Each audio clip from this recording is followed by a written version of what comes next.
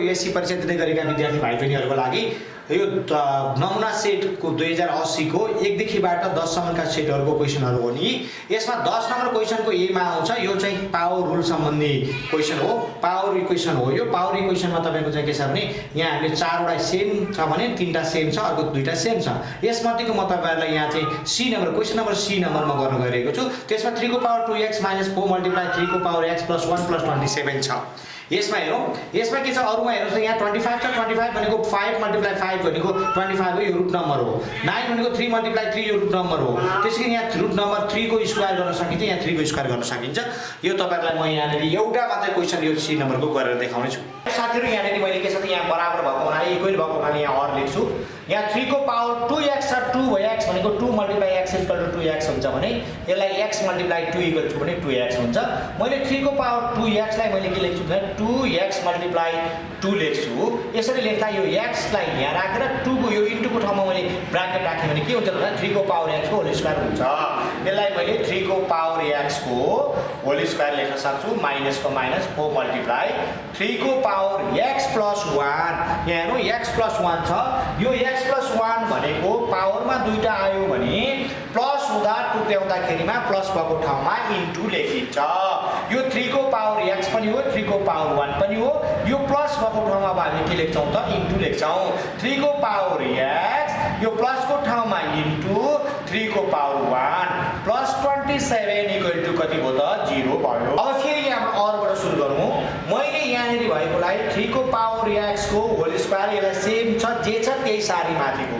यहाँ 4 र यो 3 भनेको के हो नम्बर हो। नम्बर के हुन्छ 3 को पावर 1 भनेको 3 हो। त्यसकारणले गर्दा 4 मल्टिप्लाई छ भने यो 4 र 3 सेम अंक नम्बर के हुन्छ मल्टिप्लाई गर्दा 4 × 3 = कति हो 12 × 3 को पावर x + 27 = 0। अब मैले के चाहिँ यहाँ अलिकति सजिलो बनाउनका लागि तपाईहरुलाई मैले 3 को पावर x को ठाउँमा केही कुरा सपोज गर्न सक्छु, लेट गर्न सक्छु। यहाँ मैले मान्न सक्छु 3 को पावर x = मैले के मान्छु त a भनेर मान्छु। मानौ अथवा लेट गरौँ। गरिसकेपछि यो 3 को पावर x यो ब्राकेट भित्र जे छ त्यसको ठाउँमा मैले a मानी a को स्क्वायर माइनस को माइनस 12 को 12 मल्टिप्लाई को मल्टिप्लाई 3 को पावर x भनेको ठाउँमा a मानेको हुनाले a को a प्लस को प्लस 27 को 27 = 0। अब मैले यहाँ फेरि के गर्छु त भन्दा और को और लेख्ने कि इक्वल भएपछि और लेख्नुपर्छ अगाडि। यहाँ के छ यो 3 टर्म्स छ 1 2 3। यो 3 लाई मैले के गर्छु 4 टर्म्स बनाउनु पर्यो। किन 4 टर्म्स बनाउनु त भन्दा 2 2 को ग्रुप बनाउनलाई इभन नम्बर बनाउनका लागि दुईटा को ग्रुप बनाउनका लागि मैले के गर्छु यो 12 लाई टुक्र्याउँछु। टुक्र्याउँदा कति त भन्दा टुक्र्याउने मेथड छ last number first number. Last number कति 27, फर्स्ट नम्बर कति केही छैन भने के छ यहाँ a स्क्वायर को अगाडि 1 छ 1 मल्टिप्लाई गर यो 27 × 1 = कति भयो 27 भयो। अब 27 लाई तिमीले दुईवटा भागमा विभाजन गर। दुईटा नम्बर मल्टिप्लाई गर्दा 27 आउने के हुन सक्छ त भन्दा एउटा 27 × 1 = 27 हुन सक्छ, अर्को 9 × 3 = 27 हुन सक्छ। यो भन्दा बाहेक अरु दुईटा हुँदैन। यसकारणले गर्दा यो दुईटामा कुन चाहिँ जोड्दा अथवा घटाउँदा 12 आउँछ त भन्दा लास्टको नम्बरको अगाडि प्लस भए के गर्दा प्लस गर्दा नम्बर बीचको ल्याउने के गर्दा प्लस गर्दा माइनस भए लास्ट नम्बरको अगाडि माइनस भए माइनस गर्दा प्लस भए प्लस गर्दा अब के ल्याउनु पर्छ a स्क्वायर माइनस 12 को ठाउँमा मैले के प्लस गर्दा आउँछ त 9 + 3 गर्दा आउँछ। 12 लाई हटाउँछु मैले 9 + 3 हो। अब a को a प्लस को प्लस 27 = यो ब्र्याकेट भन्दा बाहिर हेर्नुस् त ब्र्याकेट खोल्नु पर्छ, भित्रकोलाई खोल्नु पर्ने भएपछि ब्र्याकेट भन्दा अगाडि माइनस छ माइनसले गुणन गर्ने, ब्र्याकेट भन्दा पछाडी a छ a ले गुणन गर्ने। माइनसले गुणन त के हुन्छ यो माइनसले यो अगाडि 9 को अगाडि के छ केही साइन छैन भने प्लस हुन्छ, प्लस माइनस के हुन्छ माइनस हुन्छ। 9 ले यसलाई मल्टिप्लाई गर्दा 9 × a = कति 9a।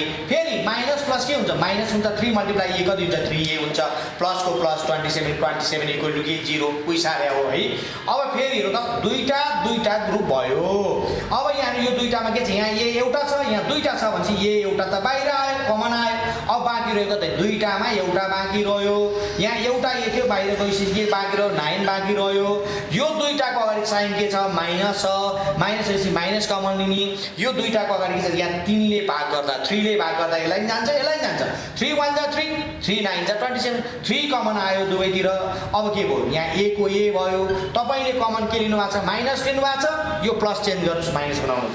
यहाँ माइनस कमन यहाँ माइनस भए के हुन्छ प्लस हुन्छ, प्लस भए के हुन्छ माइनस हुन्छ कतिखेर माइनस कमन लिँदा प्लस कमन लिँदा के हुन्छ जे छ त्यही हुन्छ प्लस भइदियो अब यहाँ के थियो प्लस त्यो प्लसै हुन्थ्यो माइनस कमन के भयो चेन्ज भयो प्लस ठाउँमा के भयो माइनस भयो अब 3 ले 27 लाई 3 ले भाग गर्दा कति आयो 9 आयो इक्वल टु कति 0 यो सेम हुनुपर्छ सेम भयो के भयो a - 9 a - 9 एउटा आयो अब यसको अगाडि के छ a छ a कमन ए लिनु पर्यो लेख्नु पर्यो ए कमन हैन ए लेख्नु पर्यो यसको अगाडि के छ -3 छ -3 इक्वल टु के भयो 0 भयो अब तपाईले ए मान्नु भएको थियो एलाई लेट गर्नु भएको थियो के को ठाउँमा लेट गर्नु 3 को पावर x को ठाउँमा अब ए को ठाउँमा के गर्नु रिटर्न गर्नु पर्यो के त ए को ठाउँमा के राख्नु पर्यो 3 को पावर x -9 अर्को के 3 को पावर x -3 इक्वल टु 0 अब दुईटा फ्याक्टर्स इक्वल टु 0 भयो भने के गर्नु पर्यो त भन्दा कि अघिल्लो बराबर 0 हुन्छ इक्वल बराबर के हुन्छ 0 हुन्छ 9 को पावर 3 को पावर x - 9 इक्वल टु 0 हुन्छ